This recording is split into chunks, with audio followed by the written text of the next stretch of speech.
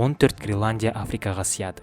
Бірақ сіз оны әлемнің көптеген карталарынан болжай алмайсыз. Шын мәнінде адамдар жасаған кез келген әлем картасы қате. Одан да қызығы, әлем картасын 100%-ға дұрыс жасау мүмкін емес. Жоқ, глобус, сіз емес, сіздің дәл екеніңізді білеміз. Сіз емес Google, сіз жай ғана цифрлық глобуссыз. Біз көптеген қолданысқа ыңғайлырақ жазық карталар туралы айтып отырмыз.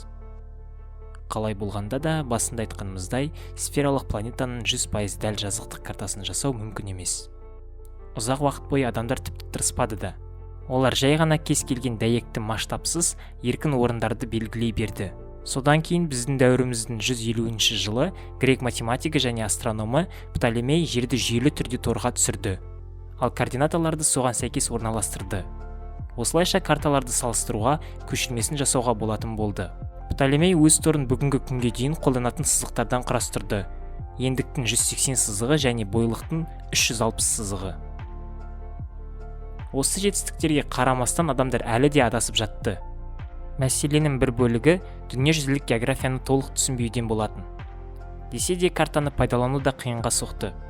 Жер дөңгелек болғандықтан, бір жерден екінші жерге баратын ең қысқа жол шеңбер бойымен өтетін жол. Бұл бағытты жазық картаға сызатын болсақ, ол бойлықтың әрбір сызығынан әртүрлі бұрышпен өтеді. Жердің басқа бөлігіне жету үшін сіз саяхаттап жүрген бағытыңызды үнемі ауыстырып отыруыңыз керек. Кез келген кішкентай қателік сізді дұрыс емес жерге апарады. 1569 жылы Герард Меркатор бұл мәселені шешті. Ол осы қисық навигациялық маршруттар түзу болатындай етіп, пропорцияланған әлем картасын жасады. Олар бойлықтың әрбір сызығынан бір бұрышта өтеді. Сондықтан штурмандарға бүкіл саяхат үшін тұрақты тірек, басқаша айтқанда бір бағытта жүруге мүмкіндік берді. Алайда бір ғана кішкене кедергі болды. Бұл әрекетті орындау үшін ол экватордан алыстағылар үлкейіп, экваторға ең жақын орналасқандар кішірейе түсу үшін жер массалары мен сулы бөліктерді бұрмалауы керек болды. Меркатор картасы дәл еместігіне қарамастан өте пайдалы саналды. Шын мәнінде ол әлі де кеңінен қолданылады.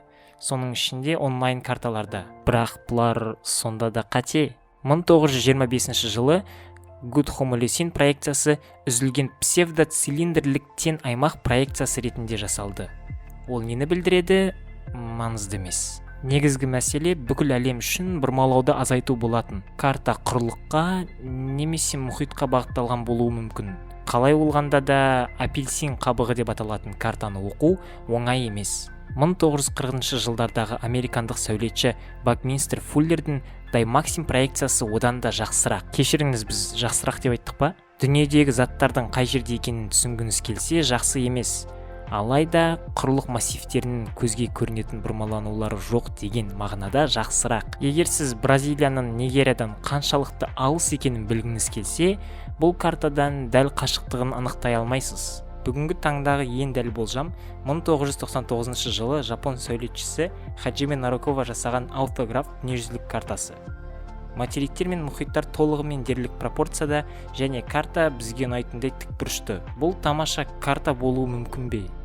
Жоқ, Меркатор орынды анықтау үшін жұмыс істейтіндіктен және анық оқылатындықтан неге басқа карталармен бас қатыру керек? Арно Петерс Европа мен Солтүстік Америка елдерін кеңейту арқылы Меркатор проекциясы ақ нәсілді ұлттарға экваторға жақын ақ емес ұлттардан үстемдік сезімін береді деп сендірді. Ол белгілі бір мәселеге қарсы тұратын Гал-Петерс проекциясын бейімдеді. Бірақ континенттер әлі де созылған. Бүгінгі таңда біз орынды анықтау үшін карталарға азырақ сүйенеміз. Бірақ олар әлі де білім беруде маңызды рөл атқарады. Петерс сөзсіз бірдеңе білді.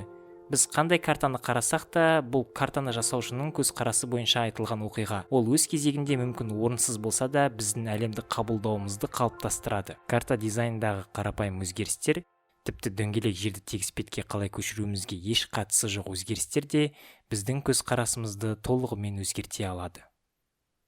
IQ-дің жаңа бөлімдерінде көріскенше.